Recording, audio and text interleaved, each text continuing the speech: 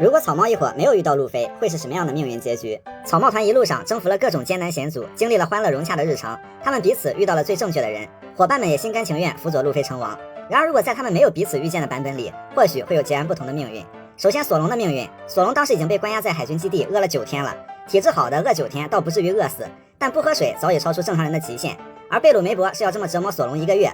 如果没有遇到路飞，即便索隆身体倍儿棒，也很难撑住。就算索隆撑下来1个月，1个月的赌局却是贝鲁梅伯的谎言。他原本打算做的，本就是最后公开处刑索隆。所以如果没有遇到路飞的话，索隆会死在海军基地里。娜美的命运更加悲惨，没有遇到路飞，老鼠上校依然会在娜美攒够1亿贝利赎村费后，在阿龙的指使下收刮娜美的钱。娜美愤怒地去找阿龙，不过阿龙倒不至于杀掉娜美，毕竟娜美对阿龙有大用，还要利用娜美来画海图。不过面对如此巨大的精神摧残，娜美也许会在绝望中自我了断，或者继续被阿龙更加无情的奴役，重新寻求机会。但这只会让娜美在黑暗中无限循环往复，只能是悲剧收场。乌索普如果没有遇到路飞，那克洛的计划就得以顺利实施，除掉可雅，抢夺财产。在这个期间，仅凭乌索普是无法阻挡黑猫海贼团的。那接下来乌索普的命运还是比较多样性的。第一种，乌索普既然知道了实情，克洛斩草除根，杀掉乌索普。第二种，克洛身边有催眠师站高，会像当年催眠蒙卡一样催眠乌索普以及所有知情的人，甚至会把凶手嫁祸给乌索普，让自己的黑暗操作永远尘封。以克洛的行事作风，这种的可能性最大。第三种，乌索普侥幸逃脱，但没能保护可雅，他会一直活在无尽的自责中。然后山治的命运，当时克里克已经决意要攻占海上餐厅，海上餐厅全员誓死抵抗，即便阿金对山治下不去死手，从而阻止克里克做的太绝，但上头的克里克会用毒气杀掉所有人，包括阿金。第二种可能，鹰眼是 X 因素，不远万里追杀克里克，这倒是会帮助海上餐厅脱险。因为有路飞在的版本，路飞要跟克里克单挑，小孩子打架，大人不插手，所以这个版本鹰眼没插手。但如果没有路飞的版本，那鹰眼会继续撒气，干掉克里克。可是即便山治存活，山治也永远无法找到自己的梦想奥布鲁，因为一旦山治出海，吉尔玛就会知道山治没死，后面蛋糕岛的事情依然会发生。乔巴的命运，在草帽团来到慈古岛前，黑胡子海贼团入侵，瓦布尔弃国逃跑，但瓦布尔又卷土重来，企图复辟。如果没有路飞，朵蕾尔姨娘和乔巴要么是迟早被瓦布尔驱逐出境，要么是被奴役纳入1生20计划里面，毕竟他们本来就是瓦布尔医疗资源垄断计划中的漏网之鱼。当然如果一直没有被瓦布尔发现的话，乔巴的命运相对来说还是挺好的，可以一直在慈古岛一切照常。罗宾的命运，如果没有路飞，罗宾已经死在老沙的手中了，毕竟罗宾死也不会让老沙得到冥王的。即便罗宾继续逃亡，也会在利用和背叛中颠沛流离，每天生活在恐惧和忌惮中，直到被穷追不舍的世界政府抓住处死。弗兰奇的命运，没有遇到路飞的话，弗兰奇的命运只能有一个，毕竟 CP9 在7年前就已经卧底在水之都收集冥王图纸的情报了，也已经锁定了弗兰奇，弗兰奇基本就是他们的囊中之物了。要不是 CP9 在即将凯旋之时遇到草帽团这帮大闹天宫的主，弗兰奇只能是被世界政府抓捕回去。布鲁克的命运，没有遇到路飞的话，布鲁克的命运看似没有太大变化，但也足够惨的了。布鲁克会继续孤独地生活在魔鬼三角海域，因为布鲁克的影子还在莫利亚那里，莫利亚不被打败，意味着布鲁克就不能见阳光，人生永无天日，永远待在黑暗里。慎平的命运也只有一个，在顶上战争前，慎平因为拒绝响应世界政府的召集，被剥夺七武海，关押在推进城第6层。路飞能闯到这一层，已经是靠着天时地利人和，外加各种降神了。再加上慎平侠义的性格，不会跟海军妥协，慎平会被一直关在推进城里。既然伙伴们在没有遇到路飞的版本里，结局都很惨，那路飞没有遇到他们呢？显然路飞也当不上海贼王。路飞面对阿龙曾说过，我不会什么剑术，也不懂航海，也不会做饭，也不会骗人，我相信没有伙伴的帮助也活不下去，但是我能打赢你。草帽一伙永远都是相辅相成的。海贼王里那些不可或缺的小道具，在大海上航行冒险，一个海贼团除了要具备实力，还有些必不可少的装备，也是通关的关键。虽然这些小道具戏份并不多，但却是撑起大海贼时代的重要元素。记录指针，记录指针是驰骋伟大航路最基本的东西之一。伟大航路的磁场都是混乱的，而记录指针可以记录岛和岛之间的磁力，指引人们前往下一座岛屿。草帽团里只有娜美佩戴记录指针，不仅是因为娜美是航海士，早在双子甲的时候，路飞山治打闹就干坏了一个记录指针，娜美就恼了，从此再也没让这帮人碰过这脆弱的东西。虽然记录指针可以很容易的买到，但在冒险中还是非常珍贵的。首先，记录指针存满磁力，指向下一个岛屿需要短则几个小时，长则几个月的冷却时间。有些岛的充磁时间太长，甚至需要1年，比如小花园，此时就需要一块永久指针，而永久指针属于稀有装备。当时山治打野从不吉利组合那里缴获了一块阿拉巴斯坦的永久指针。其次，如果没有备用的指针，还只能靠熟人赠予，比如库洛卡斯将自己的记录指针当做礼物赠予了草帽团。由此可见娜美和记录指针的重要性。如果不等待充磁时间出航的话，运气好瞎猫撞死耗子，到达了其他岛屿，磁力则会被替换，也需要重新等待充磁时间。而新世界的磁场比前半段更加混乱，所以伟大航路前半段的指针会全部失效，需要新版本的记录指针闯荡新世界。也就是这种一个表盘上有3条航线的指针，分别指向不同的3座岛屿，可以任选一个去往下一个目的地。指针最平稳的也就最安全的航道，所以这方面最有含金量的就是巴托洛米奥了。不带航海士，全靠给乡下奶奶打电话进入新世界找到偶像。这就不得不说到第二个必不可少的小道具——电话虫了。草帽一伙航海虽然没有智能手机，但神奇的电话虫的智能程度不次于智能手机。戏精的电话虫可以惟妙惟肖地模仿来电人的各种神态和表情，甚至还能模仿大哭和被嘎掉，堪称是一种奇特的视频通话。当然，每个人的电话虫还可以根据自己的风格 DIY。除了给电话虫安装按键和对讲机，比较帅的就有卡尔的电话虫，他有卡尔经典的围脖；明哥的电话虫有骚气的皮草，而路飞的电话虫一般是经典的草帽配色。各种各样功能的电话虫有10几种，可以应对通讯、拍照、投影、窃听、防窃听等各种场景。即便封闭的核之国还有特殊的电话螺，在广阔的伟大航路，没有这种实时通讯的小道具肯定是不行的。而电话虫也并不稀有，在野外就可以抓到。在左屋，弗兰奇曾表示可以现场抓一只做个电话出来。这种小生物大多时候都是一闪而过，但非常可爱重要。然后是报纸和送报海鸥。如果说记录指针和电话虫还只是特定人群的刚需，那送报鸥和他送的报纸可以说是海贼世界最重要的媒介。上到世界政府、海军、四皇，下到平头百姓，都需要报纸来了解每天发生的大事件，甚至连推进城里的民歌都有报纸看。由于现在太过于日新月异，要不是亲眼所见，谁敢信？所以现在每天的报纸民歌是一看一个不吱声。不过民歌还是要说，要论假新闻，我才是鼻祖级别。现在海军天天编这种离谱的假新闻给我看，我就呵呵一笑，你们以为我会信？要说新闻王的报社有多牛逼，吴老星都拿他们没办法。娜美面对涨价1倍的报纸，也只能无奈付钱。CP 组织进去都要吃瘪。新闻王和他的送报海鸥大军无孔不入，无事不晓。海军、四皇甚至一母都会被报纸带节奏。原来新闻王的报社才是最牛逼的势力。然后是生命卡，生命卡类似记录指针，也是一种指引道具。不过生命卡更像是微信里的好友共享位置，用来指引生命卡主人所在的方位，一般用于亲人、伙伴或者朋友。生命卡可以用主人的指甲掺进特殊的材料里制作，代表主人实时的生命力。生命卡本身不怕水也不怕火，但当主人生命力减弱时，纸张会缩小；生命力恢复时，纸张还会变大。虽然生命卡没有出现过很多次，但每一次都是重要的伏笔。比如艾斯在阿拉巴斯坦给了路飞自己的生命卡，后面路飞追入推进城和海军本部。恐怖3帆船，罗拉给了娜美大妈的生命卡，后面娜美在蛋糕岛命令大妈的货米兹。德岛时期，山治小队靠罗给的贝波的生命卡找到了左屋，而杰克则靠内奸看侍郎的生命卡。路飞也将自己的生命卡分给了草帽大船团和萨博，还有贝拉米，这必然也是后期的一个伏笔。然后是亚尔奇曼红树的天然树枝，其实就是镀膜技术，给船只镀上一层膜后，用于深潜或者藏匿等作用。虽然镀膜技术并不会被频繁使用，但这也是伟大航路不能缺少的东西。因为进入新世界只有3条路可以走，一个是在红港靠世界政府的升降机，这个适用于限定人群；一个是不管用飞还是用爬硬翻高耸入云的红土大陆，这2种方法绝大多数人是不可能走得通的。而第3个选择就到达海底1万米的渔人岛，从这里进入新世界。桑尼号上的鲨鱼潜水艇也只能下潜到5000米，所以章鱼小巴说镀膜是人类到达渔人岛的唯一手段，可见镀膜技术的重要性。即便是卡普也在出访渔人岛的时候自嘲自己差点死在海底。没有镀膜技术和镀膜工人的帮助，就意味着很难进入新世界。当然镀膜技术还有其他用处，顶上战争白胡子不仅用镀膜船潜入了海军本部内湾，还在海底藏了一艘镀膜船，配合小奥兹破了战国引以为傲的包围壁战术。所以这些道具虽然只是海贼世界里一些小小的元素，但记录指针和生命卡可以指引伙伴和前行的方向，电话虫和送报鸥可以让你了解大海格局的动荡，镀膜技术帮你敲开新世界的大门，他们当之无愧是海贼王里航海体系的重要基石。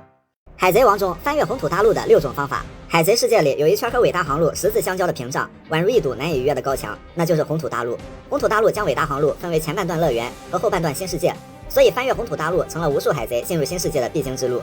虽然红土大陆看似不可逾越，但其实还是有很多方法可以征服。首先第一个就是系统自带的翻越途径。由于伟大航路两侧都是广阔的无风带，那里栖息着凶猛的海王类，除了海军军舰有贝加朋克的技术支持，还有一些就是特殊的船只以及雷利牛逼的游泳畅游无风带。普通船只无法从四海直接进入伟大航路，要过颠倒山。这里作为伟大航路和红土大陆的第一个交汇点，虽然不用费劲巴拉的硬翻，但是有5条湍急河流形成的水道也异常凶险，一不小心就会撞得支离破碎。但是相比其他办法，这种地图福利已经是最优的选择了。伟大航路和红土大陆第2个交汇点，海贼世界的另一端，也就是新世界的入口处，这一端就没什么地图福利了，也就有了第2种也是最卖力的方式——徒手爬。如果没有什么特殊能力和通行许可，但又觉得自己体力很牛逼，可以选择这种方式。至今已知能徒手爬上红土大陆的也只有寥寥2人，一个是英雄冒险家费舍尔泰格，爬上玛丽乔亚，解救了包括女帝在内的众多奴隶，堪称是无法复刻的奇迹；还有一个就是巴索罗米熊，此前熊有能力将自己拍飞，但中途被红土大陆拦下了，所以肉球果实也有壁垒，能把人拍去空岛的熊依然不能翻越红土大陆，熊也只能徒手爬上马里乔亚。可见徒手征服红土大陆并不适用于绝大多数人，而且就算能爬上去，怎么下来也是个问题。第3种方法是在红港乘坐世界政府的泡泡缆车翻越红土大陆。红港一共有2处，分别位于马里乔亚的前后方。这种泡泡吊龙就像是翻越红土大陆的公交车，有序的交替工作着。所以世界政府阵营一般不需要通过更艰难的方法来往新世界。有趣的是，这种官道虽然主要是给政府、海军和天龙人以及一些王族们使用的，但其实平民也可以使用。在香波地群岛就有很多平民等待政府下达的通关许可，但前提是要提交申请以及花很多的买路钱，还有就是要舍弃船只，到了新世界这一头重新买船出航。不过这种方法的优点就是最安全，而且高处的风景一定很棒。如果不想徒手爬，也无法乘坐泡泡缆车的话，第4种翻越红土大陆的方法就是靠一些特殊的能力，比如革命军莫里的推果实。之前小伊万在推进城待的地儿5.5层就是由莫里挖出来的。在世界会议期间，莫里神不知鬼不觉地出现在红土大陆里面，他的能力可以直接从下挖上来。当时一起伴随泡泡缆车上行的还有革命军乌鸦，乌鸦的美果实可以变换出很多玫瑰乌鸦，可以飞得很高。在德岛，萨博还曾坐着他的乌鸦飞行，非常梦幻。不过乌鸦的美果实还是个自然系，并不是某种鸟果实。即便一些鸟果实或许反倒飞不上红土大陆，比如新闻王的鸟果实信天翁形态，它本身甚至都不会飞。革命军5大军队长其中2个就展示过有翻越红土大陆进入马里乔亚的能力了。好家伙，革命军现在已经到了在赶路途中来马里乔亚上个厕所都随随便便的地步了。另外，世界会议期间跟着萨博一起闹事的还有林德伯格，他靠科技手段也能飞，可能也具备飞越红土大陆的能力。当然还有艾尼路的方舟，这种能飞月球的工具飞个红土大陆还不轻轻松松。第5种办法，吉尔玛的蜗牛船。吉尔玛这个国家本身就很独特，并没有固定领土，而是由很多蜗牛船组成的王国。这些蜗牛船也可以拆分出来行动。作为战斗民族，这非常有利于四处征战。蜗牛船最牛逼的就是能翻越红土大陆。鼎盛时期的吉尔玛统治了北海，一个北海已经满足不了胃口，后来山治的北海身份为什么在东海遇到哲普老板？一个蜗牛船完美串联伏笔。第6种方法，从愚人岛进入新世界，其他的方法都是往上走，而这个是往下走。而且其他方法虽然也不少，但限制条件太多，还是不适合大多数人。比如前几种方法似乎都不能带船，就这一点草帽团肯定不干。愚人岛算是可行性最高的渠道，从海底1万米的愚人岛钻过红土大陆，必不可少的就是依靠镀膜技术。章鱼小八说，镀膜是人类进入愚人岛的唯一手段。好在镀膜的材料，香波地群岛和愚人岛就有很多，前提是找一个好的镀膜师傅。所以大多数人都是走愚人岛进入新世界。虽然整体看下来，翻越红土大陆的方式并不少，但大多都是危险重重、九死一生的途径，有些还仅限特定人群。所以不带航海士，全靠给乡下奶奶打电话进入新世界的巴托真的很牛逼。巴托和他奶奶的含金量还在上升。凯多的技能包让大将老星都略显小丑。有一种感觉，看完鬼岛的战斗，再看弹头岛，仿佛是激情过后的倦怠，总是感觉大将老星的压迫感不够。这么多人加起来，还不如当时凯多一人的压迫感强。就目前凯老师的全套技能包，当之无愧的单挑天花板，最强生物。第一个热身技热吸，嘴炮喷火。低端局虐菜，视觉感很强，高端局不太好用，但也能打出伤害。作为凯多第一个展示的技能，上来就毁灭玉田城，削平了山头。战斗后期也有使用，将5档路飞烧黑。2雷鸣八卦，凯多的招牌技能。前摇和浩魔都没有热气多，抬手就是一棒。这一招凯多表示，只要是我喊了技能名，大家都会以为我这是大招。结果这玩意儿就是朴实无华的平 A， 霸残加高速挥击，搭配你要当什么王，伤害和嘲讽效果拔群。3快风。看起来像是好多个卡库在踢蓝角，只不过是高配版，用数道锋刃斩击敌人，不管是地形还是铠甲都可以轻易割开。曾用这招连同菊之城的佩刀和左臂一起斩断。4龙卷风，凯多在龙形态下旋转，制造数个威力强劲的大型龙卷风卷飞敌人。这一招似乎没有太多伤害，但能干扰敌人的走位和行动。5龙卷坏风，在龙卷风的基础上发动坏风，算是2个技能的结合加强版。当时凯多用出龙卷风，索隆被压制，索隆反手一个黑绳大龙卷，刮伤凯多。凯多表示是不是要比龙卷风，反手一个龙卷坏风，索隆再次被压制。好家伙，这都开始卷起来了，就怕索隆再反手一个黑绳大龙卷坏风。另外，龙卷坏风不只可以用龙形态打出，也可以用八斋戒打出。直到后面，凯多依然记得路飞怕斩击，曾用这招将5档路飞浑身割伤。6霸海，凯多大妈双四皇的强力合体技。索隆用全力挡下一瞬之间，这一招究竟有多猛？有哪位悍将可以完全阻挡这一击，还未尝可知。应该是目前海贼王里最强的单体伤害。7降三式引奈落，5大冥王命名招式之一。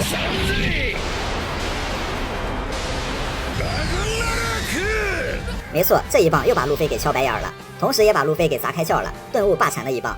凯多先是腾空而起，抡动旋转手中的大棒，积蓄强大力量，然后一棒下去，霸禅可成。这一招凯多后面也用过，把尼卡路飞的头给打穿天花板。8. 金刚笛，5大冥王命名招式之一。这个技能是大河的技能鸣笛的轻跌版，凯多挥棒打出一波强力的棒气，攻击距离较长。大河的一招鸣笛被凯多单手轻松挡住，凯多反手回击的轻跌版直接把大河打飞，撞进地板，差距可见。9. 军图利龙圣君，5大冥王命名招式之一，堪称是8斋戒加特林。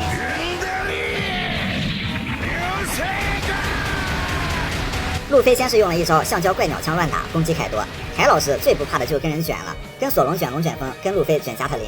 10. 九龙八卦，准确的说这不是一个技能，而是一种状态。凯多进入醉酒状态，体术霸气都有提升，性格上时而开朗活泼，时而多愁善感，时而易怒暴躁，会有醉拳的姿态，每一招都在路飞的意料之外。但凯老师明显变得更强了，倒是把路飞给整郁闷了。11. 酒后轮雷引奈落，还是熟悉的配方，还是熟悉的味道，但是是处在九龙八卦的醉酒状态。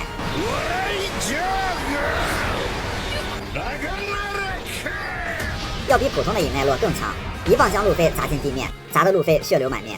12. 刨雷八卦，这一招属于雷鸣八卦的强化版。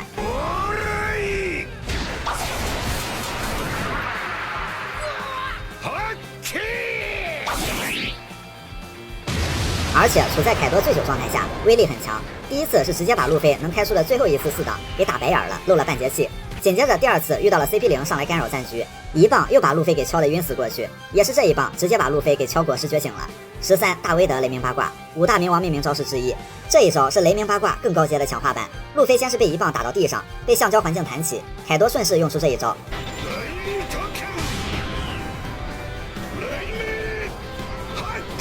裹挟着大量闪电和霸气，凝缩到极致的闪电有如核爆，攻击到对手会产生巨大范围的蘑菇云。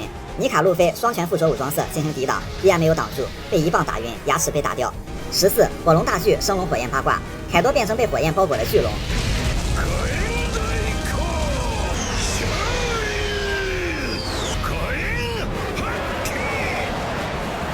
路飞那个堪比鬼岛的拳头就已经够大了，凯多这个体型甚至比路飞的拳头还要大。火龙大巨的头部缠绕霸王色霸气，以强大的冲击力冲击对手，撞击时会产生剧烈的爆炸效果。除了这些凯多的技能包，5大冥王凯多出了4个，还有一个最重要的不动冥王没出，这是没来得及用出来，还是看路飞已经大成，凯老师到点下课。不管怎么样，凯老师真的让人哭死。鬼岛一战，凯多打4档路飞轻轻松松不用说了，就算面对尼卡路飞也能让其狼狈。但是到了弹头岛，大将老星加起来被5档路飞拍成酱香饼，感觉还不如凯多一棒的威慑力大。虽然鬼岛已成历史，但凯老师的含金量还在上升。海贼王里一开始觉得牛逼，后面很无所谓的设定。随着海贼世界的版本的不断升级，今昔早已不同往日，很多早古时期具备压迫感的设定，似乎已经不再兼容版本，渐渐被边缘化，变得没有以前觉得那样牛逼了。首先就屠魔令，之前在弹头岛，世界政府又发动了屠魔令，而且这一次是超级屠魔令，100艘军舰，3万海军，外加9名中将。但是就这牌面，在四皇团和五老星面前，已经完全不起眼了。现在中将里没有卡普，还谈什么牌面？在接下来的战斗中，中将团也是接连吃瘪。这个头部形状非常难以启齿的中将被弗兰奇一拳打到白眼，机械手直接报废。这个叫庞斯基的中将被波尼一脚踢飞，土查中将被布洛基一斧子拍地上。好家伙，现在收拾中将都无需上主力了，这还是加强版屠魔令，标配版屠魔令就10艘军舰，1万海军，5名中将。主要是现在草帽团的段位太高了，这点配置看不起谁呀？经历过4次屠魔令的罗宾更是表示小场面，丝毫不慌。所以屠魔令现在也就是在低端局里虐虐菜，吓吓人还行，完全没有了曾经的压迫感。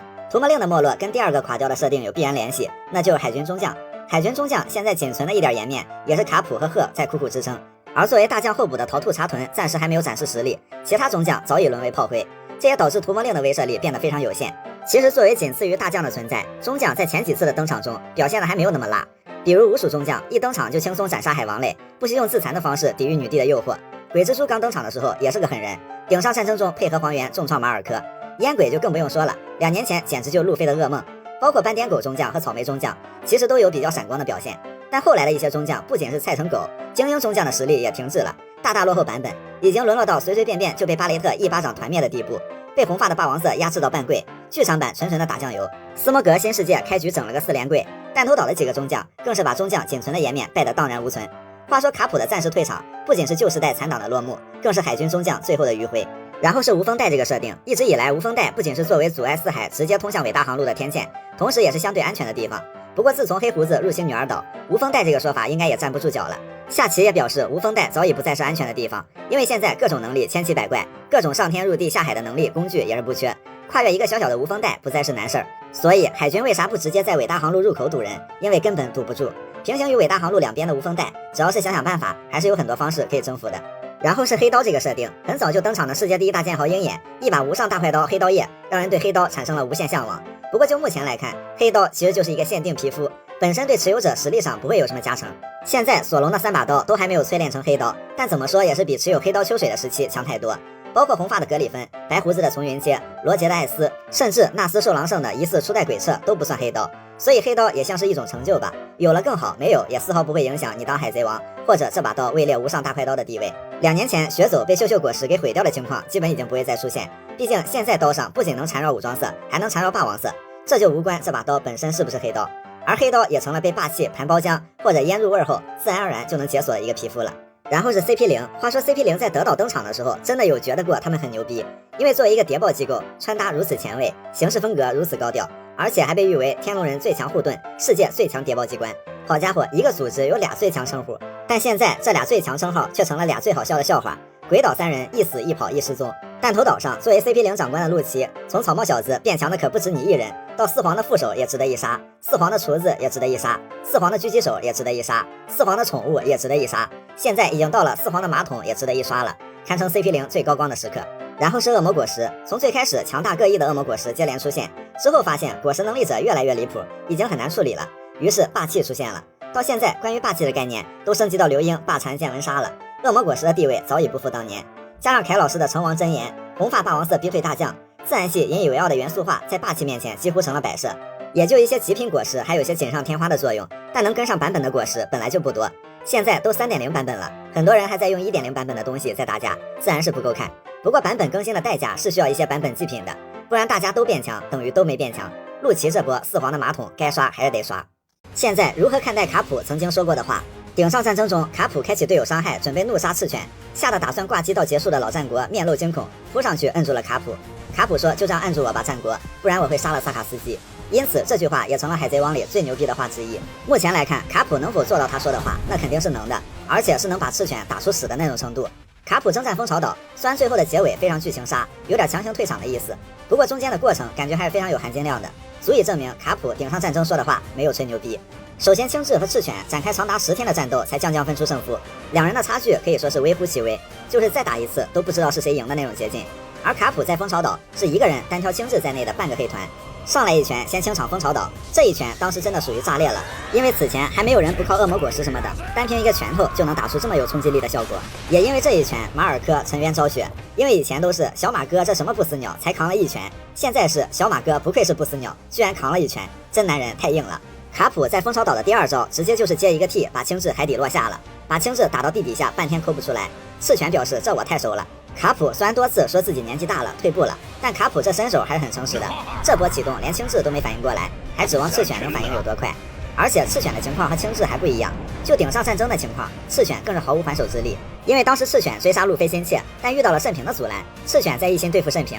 卡普如果这个时候出手，不得把赤犬脑瓜子都给锤开花了。这还不说当时白胡子也是怒气值爆满，不然这两人打赤犬，赤犬拿头赢。当然如果说卡普这个时候出手不算光明磊落，那有备而来正面较量的话，赤犬也没有什么胜算。这个可以从后面青雉对战卡普看出，卡普在承受了一次贯穿伤之后，接着就是一拳砸的溪流，血流满面，后面依然能和青雉正面对拳。虽说这个时候青雉乃至黑团还不能把卡普怎么样，但科比这波真的是堪称黑团的 MVP 最佳编外人员。卡普为了保护科比去挡刀，确实影响了状态，和顶上战争白胡子伤病有些相似。不过卡普面临的状况其实更加险恶，毕竟是带个拖油瓶2打1还被偷袭。如果是白胡子单打赤犬那样的环境，青雉估计早就扛不住了。就算是这样，卡普在面对青雉的时候还是属于碾压。卡普的优势还有就是速度，熟练度依然顶级的体术。卡普可以用出类似纯体术的8尺镜，黄猿的3神器之一在卡普这里就是平 A， 这还是在被青雉消耗了一波，外加中了一刀后，青雉这一次依然反应不及。不过卡普为了保护船上的部下们，所以最后一次出手的目标并不是青雉，而是倒果实能力者恶正王，一拳直接把蜂巢岛的骷髅头给打爆了，恶正王重伤吐血。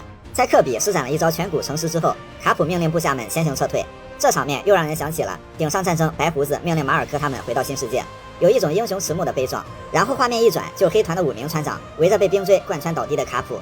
最新的1114话中可以看到，战后的青雉身上缠满了绷带。蜂巢岛一战，卡普以一己之力单挑半个黑团，重创青雉，吸流恶正王。虽然最后被剧情杀暂时退场，但是这表现放在顶上战争，把赤犬往死里揍一点不过分吧？不管当时是趁着赤犬忙着和慎平交手，还是和赤犬正面打，看战国的表情就知道，这要不摁下来，大将就该换人了。当然压倒卡普的不是战国，而是身后的正义。就蜂巢岛卡普这几拳，哪一拳赤犬能扛得住？顶上战争没挨到卡普的一拳，赤犬就感恩吧。海贼王里的0到 N 刀流，俗话说一寸长一寸强，作为剑士，那每多一把刀是不是也会强上一分呢？虽然倒也未必，但海贼王里对多刀流似乎有一种执念，因为细数一下多刀流剑士，发现从0到 N 还真的都全。首先是0刀流，也就是无刀流，由索隆开创，心中亦有刀剑，万物皆可化刃，无需名刀，只需双手握拳，双拳化刀，卷起一股强大的气流，卷飞敌人。2年前是普通版本，2年后升级为双拳附着武装色，威力更加强大。然后是1到3刀流，索隆自然也是在这个名单中。1刀流大有人在，毕竟是最主流的一派，而且世界第一大剑豪鹰眼、红发香克斯、海贼王罗杰、王父雷利等等，这些大海上顶尖的强者大多都是。只不过鹰眼还有一把挂脖小刀，在这里面属于是嘲讽拉满。2刀流里面也不乏有顶级剑士，天宇羽斩和炎魔的原主人光月玉田，使用2把西洋刀的花剑比斯塔，拥有鹰石和木窟2把名刀的金狮子等等。到3刀流的话，就属于是另类了，毕竟索隆的用刀方式足够特殊，嘴里还要咬一把刀，光是这种咬合力，一般人也是模仿不来。但会用3刀流的可不止索隆，还有鹰眼家门口的那帮狒狒。狒狒能够模仿人类的剑技，所以没过多久，狒狒就学会了索隆的技能永鬼永爪和龙卷风，而且还学得有模有样。索隆表示，他说的可都是我的词儿啊，这着实让索隆有点子慌。4刀流卡库，这是卡库自己发明的，标准版的卡库就是2刀流。不过卡库最精通的就是各式各样的蓝角，双手用刀的时候也能同时用出60蓝角，仿佛是4刀利刃向敌人发动攻击，所以卡库自称这是4刀流。多1刀流未必会比少1刀流强，但长颈鹿形态下的卡库这一波是真的搞笑。5刀流还是索隆，脑洞大开的路飞想把索隆从3刀流改造成5刀流，路飞觉得这样会更帅更强，所以路飞、乔巴、乌索普、欢乐3人组纷纷提出改造方案。首先是乔巴设计的5刀流，这样的话确实是身上有5把刀，但也迎来了索隆的吐槽，这样似乎只能原地输出，不够灵活。然后是乌索普的设计方案，在3刀流的基础上，头上又绑了2把刀。我操，别说乌索普就是靠谱，这乍一看还挺合理的，看起来很强，实在不行还能拿头顶人。最后是路飞的设计方案，索隆直接是嘴里咬3把，胳膊上扛2把，还非常贴心的给索隆装了弗兰奇制造的履带。索隆空出来的2只手只需要握拳冲锋就可以。好家伙，5把刀2只手，硬是1把刀没往手里拿是吧？这么奇葩的设计，也只有路飞的脑回路能想出来。横冲直撞的5刀流机器人索隆，这非常的路飞。6刀流小巴，一般章鱼是有8只触手，只因为小巴是章鱼鱼人，所以下半身分掉了2条腿，剩下的6只手就是6刀流。6刀流的小巴，这里还有一个非常经典的伏笔，就是小巴用6刀流的时候说过，他是鱼人岛上除了一个人之外最强的剑士，而那个后来登场的鱼人岛最强剑士就是8刀流的暴藏了。小巴说这句话的时候是84话，暴藏登场是610话，跨越500多话的伏笔，真的牛逼。比小巴多2刀是由于暴藏是章鱼人鱼，下半身6只触手外加2只手可以使用8刀流，但不管是6刀流还是8刀流，这俩鱼人岛第1、第2强的剑士都是败于索隆的3刀流之下。7刀流和8刀流，屠魔令5中将之一的鬼蜘蛛，这哥们儿长得很凶，做事凶狠麻利，让人印象挺深刻的。而他最拿手的就是用生命归还控制头发，变换出很多灵活的触手。鬼蜘蛛标配版也是双刀流，但通过生命归还可以变成8刀流。不过这样看的话，它也不限于8刀流，可以是7刀流，也可以是6刀流，只要是头发足够多，还可以支配更多把刀。所以鬼蜘蛛最怕的应该就是自己哪天头秃了。9刀流还是索隆，受尽苦难而不厌，此乃修罗之道，杀气置换，超越极限的一招。目前索隆的9刀流有4款，分别是遗物银、魔九闪、川威和拔剑王者系。虽然不多，但9刀流依然是现在索隆最强的技能之一。至于这4个哪个最强，根据索隆以往名字越长技能越强的规律，自然是13个字的鬼泣9刀流阿修罗拔剑王者系。另外阎王3刀龙130情飞龙市集和3刀流奥义1大3000大千世界都是13个字。10刀流百击克洛，克洛的武器叫10刃猫爪，由于刀片的长度近似于刀剑，可以看作是特殊的10刀流，配合无声部，在 SBS 里表示这个招式和64T 不相上下，然后进行无差别斩杀。N 刀流千手克利架，正如他的绰号千手，克利架可以给饼干士兵复制出多只手臂，而且克利架能做出大量这种饼干士兵，并给他们复制出自己的名剑椒盐卷饼。双拳难敌4手，这就是千手克利架的 N 刀流，只不过前摇太长，遇到强的直接被秒。目前来看还是索隆的5刀流最强，3种形态自由切换，乔巴款主打防御，乌索普款主打攻击，路飞款主打速度，再配合一句骂人的3刀流，谁见了能不怕？索隆用过的那些其他武器，索隆作为3刀流剑士，在战斗中要时刻保持3把刀在线，才是最舒服的状态。而且不是万不得已，索隆一般不会换刀。不过索隆一路成长期间，如果细数索隆用过的所有武器，就远远不止手里的名刀了。索隆小时候在道场训练时，一开始用的是竹刀，虽然日复一日的训练，但依然打不过古伊娜。心有不甘的索隆找到了双月耕三郎，耕三郎送给了索隆2把真刀，让他练练手。耕三郎表示这2把是钝刀罢了，以他现在的功力也只能锻造出这种刀。在被古伊娜击败第2001次后，并达成约定的那个夜晚，索隆用的就这2把刀。耕三郎嘴上说是钝刀，但这2把无名刀与河道一文字一起陪伴索隆成长，帮助索隆在大海上闯荡出海贼猎人的名气。一直到海上餐厅挑战鹰眼，这2把刀终究不是什么名刀，被鹰眼一击斩碎。之后短暂的一段时间里，索隆就缺2把刀，只能用1刀流，这让索隆很难受。所以在阿龙乐园，索隆让刀神剑圣把手里的砍刀扔过来，索隆帅气的顺手接住飞来的刀，用出一招3刀流刀郎流。这一招攻守兼备，先是格挡掉小八的6刀流猛攻，随之反击，然后用3刀流龙卷风将其终结。从这里看出，原来索隆用3刀流不仅不拘泥于刀的好坏，也不在乎是什么类型的刀。毕竟索隆就算是用3根拖把，也能用出一招3拖流一地3拖大拖世界的招式。不仅如此，索隆在海军基地还用3拖流秒杀了认出来他的海军。索隆的3刀流无关武器，主打一个手感。在罗克镇这里，索隆终于补上了2把趁手的刀，血走和3代鬼彻。3把好刀到齐，索隆就能适应更高强度的战斗。不过还是会有特殊的时候，在阿拉巴斯坦面对超级大屎壳郎推来的巨大粪球，敢去徒手阻挡的必然都是勇士。不过索隆多少还是有点洁癖的，毕竟刀上沾点鼻屎都得封。不想脏了自己刀的索隆急中生智，夺来了敌人的2把弯刀，用出一招2刀流，手起刀落，快刀斩粪球，一气呵成。虽然砍的东西不是很赏心悦目吧，但是索隆这波操作还是很帅的。到了司法岛，意外再次出现，索隆和乌索普靠在了一起。虽然索隆的3把刀齐全，不过这非常影响发挥。于是索隆祭出了明刀鼻兰，这把刀结实耐用，血条厚，耐久度很高，挑衅值拉满。还有一个特殊能力，就是会让对手懵逼或是大笑，从而减弱对方的攻击力。实际上也是明刀鼻兰格挡住多次攻击，拖住 CP9 2连大将，创下辉煌战绩。血走被羞羞果实毁掉之后，在恐怖山帆船，索隆获得了黑刀秋水。在这期间，索隆还用过2个特制武器，一个就是路飞。司法岛撤退，索隆和山治配合，用出一个橡胶炮台反弹海军的密集炮弹，反倒是打了个海军措手不及。这个武器效果非常好。第2个就是弗兰奇特制的超重版双节棍，索隆用2把刀插住，配合山治的空军动力踢，用出一招2刀流大剑击，给了魔人奥兹一波重击。之后很长一段时间里，索隆的河道一文字、3代鬼彻、秋水这3把刀的搭配还是非常稳定的。一直到和之国，索隆的登场秀是用了1把小刀。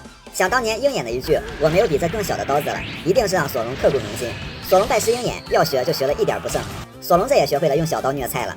之后秋水被偷，不巧的是少了1把刀的索隆在这个期间遭遇了基拉，被基拉砍伤的索隆直接夹住了砍进身体里的镰刀。索隆表示好了，装备到位了，别说镰刀，嘴里要是咬根棍儿都行。即兴发挥了一波镰刀流，还是熟悉的配方，还是熟悉的味道，一招击败基拉。虽然秋水是和之国国宝，但毕竟是原主赠予索隆的，作为补偿，索隆得到了研磨。当然，索隆以上的其他武器再怎么说也是刀，那没有刀的索隆还能包杀敌如麻吗？索隆表示包的，别忘了我还有无刀流。索隆的无刀流双拳射刀也算是一种特殊的武器，可卷起强大的气流冲击敌人。无刀流黑绳大龙卷是2年前无刀流龙卷风的升级版，新版是在双臂附着武装色霸气，威力要更强大。另外，印象中索隆很少用脚战斗过，但找一下还是有的。在阿拉巴斯坦，索隆一脚就踢懵好几个敌人。在和福克西比赛的时候，只因山治的一句剑士没有刀剑，岂不是就是废物？索隆直接上脚和山治对踢，看这架势，索隆的踢技也不赖嘛。所以直到某一天，通常不用手战斗的山治打开了他的厨具，挂着一厨房的黑刀。索隆看到这一幕，默默脱下了自己的靴子，露出一双无上大黑脚。这俩人也是绝了。海贼王高端局里的那些演员，由于海贼世界的人际关系错综复杂，充斥着大量关系户，演员也就应运而生。而且往往出现在高端局中。当你发现他们在演的时候，战局其实已经发生了逆转。海贼演员千万，顶上战争占一半。首先是世界第一大剑豪鹰眼，鹰眼如今赏金35.9亿，堪比4皇级别。七武海时期是冻结状态，但必然也不低。顶上战争路飞赏金才3亿，鹰眼杀路飞10遍也轻轻松松，神奇的事情就发生了。黄猿是只打不追，鹰眼是只追不打，哐哐一顿技能全都秒边。索隆懵了，不是东海那会儿鹰眼你可不是这操作呀，那一刀刀的可都是皮开肉绽。索隆表示，鹰眼大哥，你人长得刚正不阿，这刀还真懂人情世故啊！吧更懵的是赤犬，好家伙，鹰眼你顶上战争的时候在哪儿找的戏搭子？技能全空我就不说了，战后把草帽小子的副手当徒弟给收了，怎么嫌我身上的伤还不够多？还是感觉自己演的也过分了，开始借刀杀人了是吧？可惜我身上的皮可没有凯多硬啊！吧然后是青雉，青雉的演技高级在当时并不觉得他很演，事后才发现就青雉最会演。躲白胡子附带霸气的一刀，能靠见闻色提前元素化。遇到马尔科的时候，在感知到的情况下却被一脚踢飞。青雉表示，蜂巢岛你们是知道的，顶上战争那会儿卡普就在我身后，挨小马的一脚还是挨卡普的一拳，孰轻孰重我还是知道的。在长链岛，青雉能瞬间把周围海域冻结1周，在顶上战争这冰层扑出去有100米没就停了，好像还推了潜水艇一下。着急追杀的赤犬看到这一幕彻底呆了。不是，青雉你在搞毛啊？是看着带走路飞的潜水艇跑得太慢了是吧？怕我抓到他们是吧？然后你就推了他们一把是吧？看来大家说的没错，你还真是最温暖的人，吃了最冰冷的果实呀。更让赤犬生气的是，顶上战争青雉一直在掉线重连中，战后争元帅的时候硬是打了10天。赤犬表示当时卡了，现在不卡了是吧？网速不好你还跟我打什么5排晋级赛呀？然后是黄猿，要说青雉演，起码青雉演的还算小心翼翼，黄猿那就是明着演，变着花样演，撞他自家城墙的诡异开局操作，中途3次把路飞往最安全的地方踢，结尾用大招破开青雉的冰路，用最强见闻色在饱和打击中给路飞安排逃跑路线。赤犬表示，不是，你这光速踢咋都变成龟速踢了？一把年纪了，腿抬那么久不累吗？但无须发的大将也开始瞄边了是吧？属刑台上射断路飞手里的钥匙倒也没错，但是钥匙你都能打，那么大一个头为什么不打呢？哦，那张脸是不是让你想起了你革命军的某位挚友啊？所以黄猿当时想去和之国，赤犬直接制止，后来却同意黄猿跟土星去弹头岛。赤犬心想，和之国你省省吧，别演我。吴老星上回骂我，我可是记仇的，这回让黄猿去演吴老星，好好出一口气。果然黄猿都快把老星给演哭了。然后是战国和卡普甲醛2人组，处刑台上卡普被路飞一拳打翻，战国打路飞的这一拳和打黑胡子团的也不是一个版本。赤犬又郁闷了，不是，这怎么还区别对待上了？卡普你后来蜂巢岛打青雉跟打孙子似的，怎么这还被孝孙全给打翻了呢？你不知道当时你从我背后来势汹汹的时候，我突然都想改名叫蒙奇蒂萨卡斯基了呢。还有战国，赤犬表示，老战国你开大挂机我不说什么，打甲醛我也忍了，怎么战后还推荐网速卡爆的青雉当元帅呢？我是哪里得罪你了吗？奥哈拉的时候咱俩不是一起当坏人的吗？你退休之前倒是当了回老好人，现在我怎么要被迫带着你那一份一起坏下去了？然后是藤虎，藤虎的理念反正是树树和赤犬不对付。赤犬表示，藤虎你还说什么要看看路飞的脸，一定是一张温柔的脸吧？不是，你一个瞎子还要以貌取人了是吧？都怪我的妈妈没有给我生一张温柔可爱的脸呀！我让你秉公办事，你找人下跪；我让你挽回面子，你怼我在乎面子；我让你干掉路飞，你放跑路飞；我让你别进家门，你去玛丽乔亚，搞得现在连陆琪都敢给我来要军舰了。不过被你怼了这么一波，我倒是感觉我变年轻了，知道为什么吗？咱俩年龄差不多，但谁知道这年纪还能再叛逆期呀？吴老星忙得团团转，赤犬已经开始笑了。路飞东海悬赏3000万的时候，吴老星表示东海的小卡拉米掀不起什么风浪。路飞阿拉巴斯坦1亿的时候，吴老星表示不慌，打一个沙鳄鱼就这么费劲巴拉的，这样的人我们可是有7个。路飞司法岛3亿的时候，吴老星表示不是，我说的这7个可不是这7个废物呀！投了，下一局路飞顶上战争后4亿的时候，吴老星表示涨得越来越慢了呢，3亿之后就很难涨了呢，感受一下卡等级的痛苦吧。得岛之后路飞5亿的时候，吴老星真的有点坐不住了。吴老星表示，这大热天的房间里是没装空调吗？怎么越待还越汗流浃背了呢？热的都开始出现幻觉了，仿佛还看到了尼卡觉醒的进度条了呢。多弗朗明哥，你还教路飞果实觉醒是吧？那你以后就老老实实待在推进城单间里看假新闻吧。蛋糕岛之后，路飞15亿，吴老星彻底坐不住了。吴老星表示，不是，通常不是等级越高升级越慢吗？这怎么还开始翻倍了呢？不知道的还以为玛丽乔亚也开始送假新闻了呢。现在看看路飞当时误以为自己赏金降了的反应，原来击垮路飞是这么的轻而易举。海军本部你们是怎么搞的？击败路飞的方法把路飞的赏金清零不就解决了吗？路飞30亿的时候，吴老星不得不出手了。吴老星表示，不是，刚刚还是草鞋出门，我上了个厕所，现在怎么开始神装推家了呢？没赢过是吧？草帽小子，求你给我们留个塔吧，我们好用5个 TP 传送回来守家呀！看到现在汗流浃背的吴老星忙得团团转，赤犬笑了。赤犬表示，不是，以前觉得你们年纪大了，腿脚不利索，原来你们到达战场的速度比我快呀！有5个 TP， 你们早用不就好了吗？2年半不出一趟门，你们还等什么 CD 呀？以前吴老星在办公室里不是讨论路飞就是接打电话。路飞1亿的时候，吴老星打电话给斯摩格；路飞3亿的时候，吴老星打电话给熊；路飞30亿的时候，吴老星还打电话给海军本部。赤犬表示，不是，你们那边打国际长途是不是不要钱呀？你知道海军的话费可是很贵的，为了能省点就省点，我都是亲自跑去玛丽乔亚找你们面谈的，结果你们打长途的话费比亲自坐船去抓路飞的油费都贵了。哦，说到面谈，当初你们5个老登说我的面子算个什么东西？现在好了，人家一听吴老星集体出动，多有面子呀！开局带5个 TP， 这是准备虐菜局一波流吧？现在眼看要被对面一波流了。当初你们的狗腿子陆琪来跟我屌甩甩的要军舰，我还得倒贴邮费，混个 CP 的长官当当，确实比我这个没人听的元帅有面子呀！从4皇的副手也值得一杀，到4皇的宠物也值得一杀，现在好了，混到4皇的马桶也值得一刷，也不失为一种面子嘛。赤泉表示，不过海军也不是不仁不义之人，以上都可以一笑了之。知道你们要去弹头岛讨伐草帽小子，那就让海军最强救生员黄猿大将随你们去吧。黄猿最适合打关键局，最危难的关头能保一手。知道顶上战争最后我为什么不想说话吗？因为海军救生员不是救的别人，是专救他外甥呀，bug。不过你们5个老登终于和草帽小子照面了也好，赶紧求求他留你们一条生路吧，毕竟没有功劳也有苦劳嘛。这也是你们从开局到现在一把屎一把尿看大的未来海贼王呀，bug。路飞最没有胜算的几次惨败，练习2年半一路没占到啥便宜。路飞和凯多的一番战，凯多顺手一棒让人彻底看清了当时路飞和凯多的差距，而且路飞当时还挂着5皇的名号呢，搭配你想当什么王，嘲讽效果拉满。当时就感觉路飞后面要不开挂，接着拿头赢吧。当然以上都是当时完全没有胜算的场面。还有一次是路飞距离死亡最近的一次，那就是巴基大神把路飞摁到水刑台上斩首的瞬间，刀刃挥下只剩毫厘之差，路飞即将要脑袋搬家。当时确实绝望，毕竟挣扎也挣扎了，求饶也求饶了，甚至路飞自己都认命了。这个时候那只能靠背景了。每一次成长都伴随着绝望的挫折，路飞经历了很多。不过这些战斗虽然没有胜算，但大多时候路飞都因为各种各样的原因保全了性命。路飞表示，背景可以不用，但不能没有。没有胜算的时候，背景起码是可以救命的。海贼王中大佬身上那些常见的低 buff， 一些强者一开始都被衬托得非常牛逼，如果他们时时刻刻都能在那种巅峰满状态之下，那可以说当时根本就不会输。所以尾田平衡战力系统确实有一手，最有效的办法就是给这些强者上各种各样的低 buff 进行合理削弱。首先就是前菜，各种版本的孝子剑。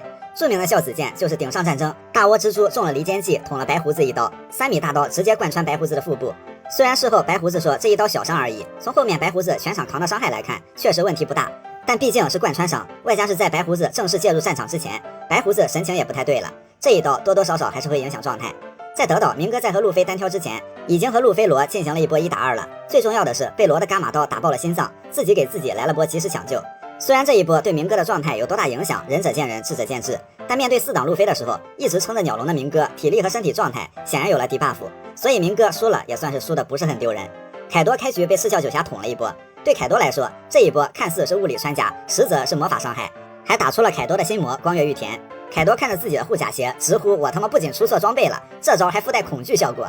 当然为了让路飞变尼卡，凯多身上还有其他的低 buff， 一人拖轨岛7番车轮战，这种体力消耗再年轻也扛不住。蜂巢岛上的卡普为了保护科比被溪流捅了一刀，相比于前几位，卡普确实显得脆了一点。当然也可以说溪流本来就有实力和名刀加持，一刀就给卡普挂上了很明显的低 buff。不过接下来卡普的移速至少没有太大影响，依然可以在和青雉的对战中略占上风。卡普的减役还不止这一刀，还有一帮拖油瓶，这让卡普后面打得很拘束。对于这个级别的大佬而言，被捅一刀说实话不会影响特别大。接下来就是大佬自身的一些低 buff， 一个是缺胳膊少腿，这对实力会造成直接影响。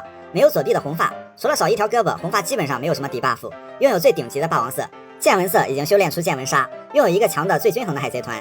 目前来看，红发虽然断臂，但依然位居4皇。不过谁知道2只手的红发会不会比现在更强呢？没有左小腿的青雉，在蜂巢岛青雉的反应速度看上去远不如卡普，除了迷茫的心魔也是个低 buff。左腿上的冰冻一只必然也会影响移速，所以青雉和卡普可以说都不是什么最佳状态。原来现在大佬对决比的并不是实力，而是谁身上的低 buff 多，谁有含金量。青雉是迷茫加断腿，卡普是年龄大挨一刀加拖油瓶，2比3，青雉还是略输一筹。还有没有右臂的袁大将责法和没有双腿的金狮子，这样的话打得过可以说是实至名归，打不过可以说是低 buff 太多，所以卸胳膊卸腿堪称是平衡战力的一大法宝。然后就是年龄和体力是更致命的低 buff。尾田曾在 SBS 里表示，实力不会随着年龄的增加而变弱，但观感上老年强者在战斗技巧上可能不会衰弱，但体力会。雷利、白胡子、卡普都曾调侃过自己的年龄问题，可以说雷利9输战阵，白胡子有伤在身，卡普扛了一刀，但他们都是打了2下就气喘吁吁的状态，给人的感觉确实是老了，远不及巅峰状态，这跟年龄体力不无关系。所以为了平衡战力，尾田不惜偷偷吃书，年龄永远是这些老年强者摆脱不掉的低 buff。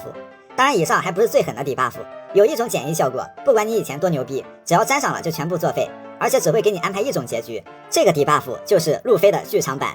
不管是和卡普战国齐名的袁大将责法，还是和白胡子罗杰争霸的金狮子，不管是黑胡子都不敢收的巴雷特，还是 bug 级果实的乌塔，只要拉进剧场版里当对手，那通通2个小时内解决，无视辉煌经历，无视牛逼属性，就算罗杰来了也得挨俩逼斗。所以原来路飞的剧场版才是最变态的低 buff。路飞的背景是一种被动技能，在一路的冒险中，路飞其实并没有主动用过背景评过事儿，但背景这东西就像是被动，有时候不一定主动才会触发，所以每当危难关头，路飞即便从不主动触发，也会吃到背景福利。どんな知り合いだよ、ルフィ。俺知らねえって本当に。开局的背景，吃下暗地里拥有神之名的尼卡果实，红发香克斯作为他的引路人。虽然现在怀疑尼卡果实并不是专门给路飞吃的，只是碰巧路飞吃了，红发才赌上一币。但是动物系果实通常寄宿着某种意识，路飞和尼卡算是双向奔赴了，所以有没有误打误撞也就不重要了。这两个王炸背景直接让路飞梦幻开局，这不仅让路飞正式踏上成王之路，在后面红发和雷利见面，尼卡果实觉醒，甚至只有尼卡觉醒者才能成为海贼王一系列。起手的这两下背景是后面环环相扣的关键。到了罗克镇，面对早期的路飞克星斯摩格，还有即将超度路飞的巴基，路飞都打算认命了。然而有时候背景可以让人想死都死不了，一阵雷电，一股狂风，连救路飞2次，送路飞进入伟大航路。有什么理由能阻止一个男人扬帆起航？路飞的老爹蒙奇蒂龙如是说。到了阿拉巴斯坦，路飞老杀了一番战，毫无反抗之力的路飞已经全身入土，即将宣告完结。好巧不巧的被罗宾给捞上来了。如果萍水相逢的罗宾只是佩服路飞的胆量才救他，那未免不够有说服力。最重要的是，路飞名字里有个帝，罗宾应该对帝制一族的信息略知一二，再加上路飞对伙伴的感情不同于其他海贼，这对罗宾来说是非常好奇的。到了长链岛，草帽一伙遇到了大将青雉。从实力上来说，草帽团有多少条命也过不了青雉这一关，但奈何青雉和路飞之间的关系还是相当微妙的。首先，青雉亲手放走了罗宾酱，已经在草帽一伙中。青雉吓唬小孩，但不下死手，或许想看看奥哈拉的未来会如何影响世界。最重要的是卡普和青雉的关系。青雉虽然嘴上说是帮烟鬼还阿拉巴斯坦的人情，但从之后司法岛屠魔令，青雉作为督战的大将，居然抱了个躺椅偷懒。顶上战争亲口说卡普有恩于自己，转瞬之间被小马哥踢飞。青雉这一系列没少放水。到了司法岛结束，卡普率军在水之都围堵草帽团。从即将蜂巢岛的操作来看，卡普要真的想抓路飞，路飞有10条腿也跑不掉。奈何爷爷遇到亲孙子，海军英雄也难扛隔代亲呀。与其说是追杀路飞，看着更像是催促路飞赶紧跑，跑得越远越好。在这里，卡普也透露了蒙奇第一家的雄厚背景。路飞的背景不仅是被动，触发之后还附带恐惧效果，一时间吓坏众人，连草帽团伙伴也惊叹大佬就在我身边。不过作为自带被动，路飞自己倒没觉得什么。到了香波地群岛，草帽一伙最艰难的时刻，同时也是路飞的背景派上大用的时候。红发事先已经和雷利通了气儿，说这孩子像咱们船长，还望副船长好好培养。作为海贼王的副手，雷利在这里早已恭候多时，之后更是免费赠送1年半的基础课，外加半年的实践课。熊这边的关系更是自家叔叔龙队的亲信，萨博的半个老师，拯救侄儿也是亲力亲为，把草帽一伙派去他们各自最适合的岛屿修炼，争取再创辉煌。黄猿嘛，反正一脚一个超新星，最后一个超新星也没抓。二舅辈啥也不说了，雷利、黄猿、熊岛上的这3大咖配合的倒挺好，打也打了，路飞跑也跑了。黄猿事后抓了500个小海贼回去交差，别管抓的谁，就说抓没抓吧。到了推进城，路飞的被动再次发动，只不过在推进城5.5层信号不好，小伊万这边还有点延迟，好一会儿才反应过来。最后小伊万为了少主，直接开启蛰伏已久的越狱计划。如果没有小风，路飞早就死了。那其实没有小伊万最后鼎力相助，路飞也难逃推进城。到了顶上战争，群魔乱舞，以路飞当时的实力，在里面被碾死多少次都不过分。但你就看青雉、黄猿、战国他们的操作，就好像在说少主赶紧躲得远远的吧，再这么闹下去，我们哥几个都不知道该怎么演了。卡普更不用说了，直接明演。卡普表示，路飞出门在外，别忘了没事儿欧雷瓦路飞，有事儿蒙奇蒂路飞哈。现在知道即讲的那句只有你们当了海军，爷爷才能名正言顺保护你们这句话的含金量了吧。到了德岛，萨博的出现解了路飞的燃眉之急，让路飞保留体力，抽身去帮助伙伴对付明哥。在路飞4档 CD 的时间里，巴杰斯准备偷袭虚弱期的路飞，当时路飞身边没有能对付巴杰斯的战力，要不是萨博的一脚飞踹救场，明哥这个大 boss 就很难解决了。虽然路飞一路上确实没少吃背景福利，但是越到后面越发现路飞触发背景的次数就越来越少了，因为路飞已经逐渐追赶甚至超越了他的背景，自己成了自己的背景。就像是弹头岛上，虽然贝加庞克和龙队是挚友关系，波妮是熊的女儿，但反倒是路飞一直都在保护他们2人，有一种一夫当关万夫莫开的气势，倒是有了一种曾经你们是我的背景，现在我是你们靠山的感觉。草帽一伙虚假的4大主力和真正的4大主力。说到草帽团的主力，是拥有神之名尼卡果实的路飞，还是一直向着世界第一大剑豪迈进的索隆？是有着吉尔玛科技加持、金刚不坏之身的山治，还是拥有老牌七武海、金字招牌的盛平 ？No No No No， 这4个只能称之为草帽团的4小主力。在战场上，他们需要借助伙伴的掩护，艰难的层层过关，而4大主力才是中流的砥柱，开局就敢直面4皇的怪物克星。他们分别是布鲁克，历史上第一个敢于向4皇大妈要内裤看的男人，凭借自己独特的魅力和4皇大妈睡过一觉，一言不合就要单挑大妈。当时在蛋糕岛上，草帽团任何一个人显然都不是4皇的对手，甚至路飞都是和大妈对了一招后迅速被崩漏气了。而布鲁克不仅向大妈展开猛烈攻势，甚至拥有强大的黄泉果实，一度硬控大妈的3大魂器。最后还帮助娜美抢到了宙斯神装。大妈算老几，新人戈尔蒂，这就是段位不详，遇强则强，人送外号灵魂之王的布鲁克。乔巴从挂着50的赏金，打着几亿的架，到100的赏金，打着几十亿的架，现在1000的赏金要去干世界政府了。乔巴一般不出手，一出手就是四皇，而且就跟四皇大妈有缘。蛋糕岛对战大妈，大妈用出招牌技能之一的皇帝剑，乔巴居然还试图空手夺白刃，结果真的阻挡了四皇的进攻。在路飞和凯多有一战之力之前，能凭借一己之力格挡四皇技能的人，只有慎平和索隆做到过，但他俩都是拿命拼的，而乔巴还只是用了一只手，咱就是说这100倍力的含金量。然后就是乔巴在和之国活捉四皇大妈，率领大妈化解兔婉监狱里路飞的困境。后来到了鬼岛，乔巴担任战车长，熟练使用火箭筒摧毁敌方火炮阵地。面对来势汹汹的大妈，乔巴恼了，为大妈吃了一个木柄手榴弹，秒杀四皇。所以虚假的主力需要层层升级去打 BOSS， 而真正的主力动手就打四皇。那草帽团解决不掉的敌人，就放心的交给乌索普就好了。萝莉杀手 bug 克星，德岛上击败公认拥有最无解果实能力的砂糖2次。黄金周、佩罗娜、砂糖、宝皇这些曾经让四小主力吃尽苦头的 bug 萝莉们，危难关头乌索普总是能让人安心。放心，我会出手的。面对四皇，乌索普驾驶着2营长的意大利炮，给大妈怼脸就一炮。看到发怒的大妈，娜美表示算了，不管了。加洛特表示不用管他们吗？那可是大妈呀。然而到了大妈追娜美他们的时候，乌索普则也安心的表示，娜美他们不要紧的。所以说什么才是主力？直面四皇时的从容，让伙伴放心的实力，彼此之间信任对方能解决掉一个四皇，这才是主力该有的气魄。娜美也是，路飞击败凯多后荣登四皇宝座，冲到30亿赏金，转眼间却被娜美关在笼子里揍得鼻青脸肿。不管伙伴变得多么强大，娜美总是能以流鹰、霸蝉、月步和爱吃铁拳重创他们。但在战斗中，娜美却从来不屑于用这些招式战斗。娜美是一个隐藏了自己极为恐怖的实力，只用出1-2成的余力来鞭策伙伴进步，而绝对不会抢风头，剥夺他们成长锻炼机会的草帽团幕后强者。但伙伴们遇到危险时，娜美也会出手，同样是不出手则已，一出手就是打四皇。在草帽团进攻鬼岛门口的鸟居时，伙伴们行云流水的操作非常好，但真正气定神闲的主力，永远是稳坐大军之后的运筹帷幄者。事后他们评价，你们几个干得不错，一般般吧，还行还行。面对伙伴微小的成就，他们内心毫无波澜，但给予了肯定。面对四皇，虚假的主力会说，四皇我要揍飞他，结果上来被四皇揍飞。而真正的主力会说，四皇没关系的，不管了，结果动起手来一个比一个猛。路飞5档状态下的10大升级点，路飞每一次挂档都伴随着跨越式的升级更新，而5档作为路飞的最高点，各个方面可以说是得到了史诗级加强。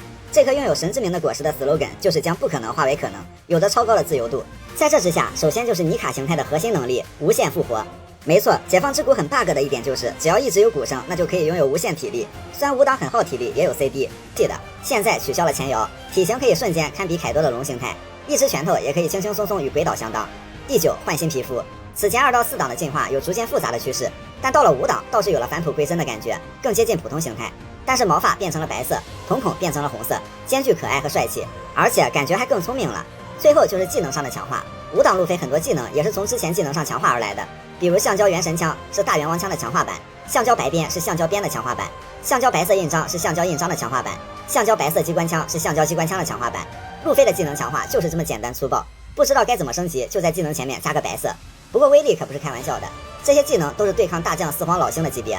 弹头岛上的白色机关枪锤得土星血流满面，加上一手抓一个给拍成酱香饼，土星都感觉不摇人都治不了路飞了，所以就感觉5档状态下的路飞就是接近无敌的。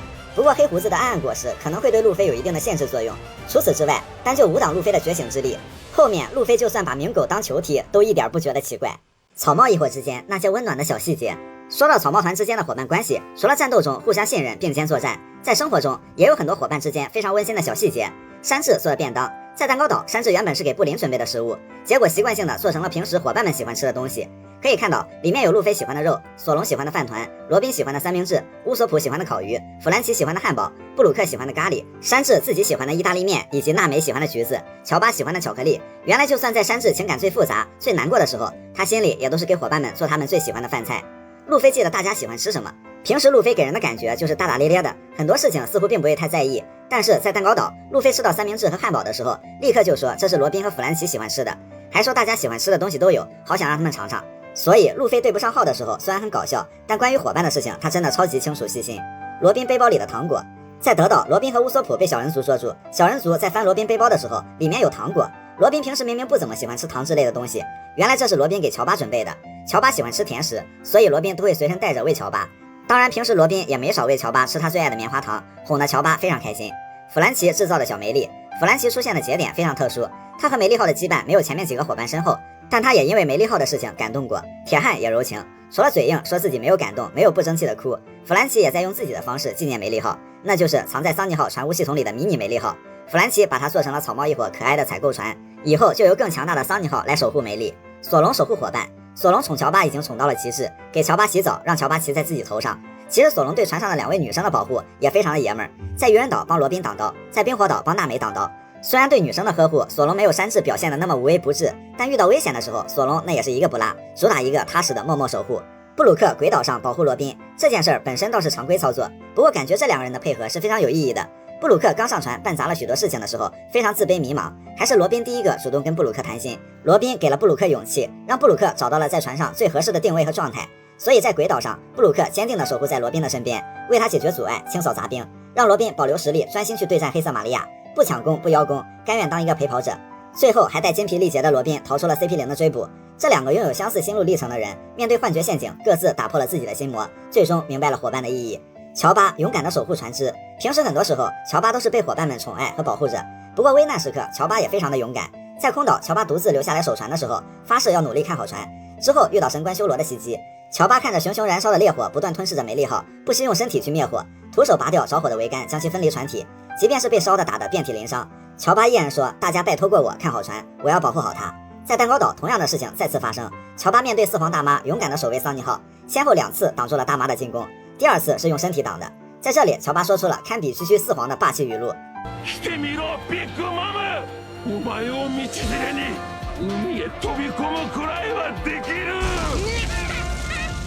或许面对4皇，乔巴没有更好的办法，但别忘了，勇敢的乔巴那时才值100倍利。大家肯定不会忘记索隆在恐怖3帆船时的什么也没发生过，而这句话在空岛乔巴舍身保卫梅利号后，其实也说过。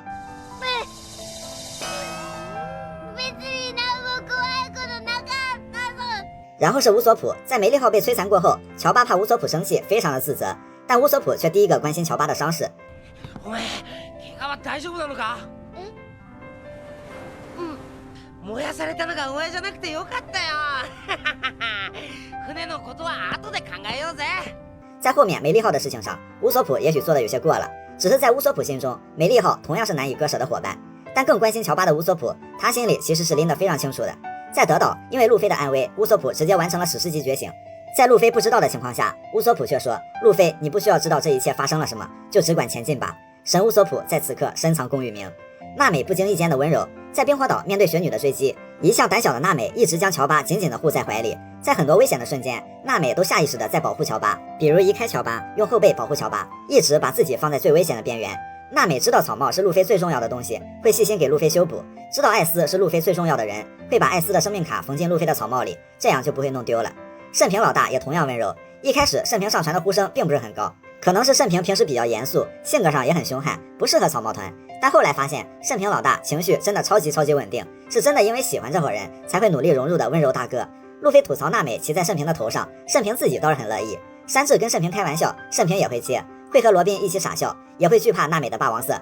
以前还担心盛平会不会纳入娜美的管理，现在证实娜美真的是草帽团船长。所以为什么每次看到草帽一伙之间的互动都非常的舒心？因为这伙人本来就如此美好。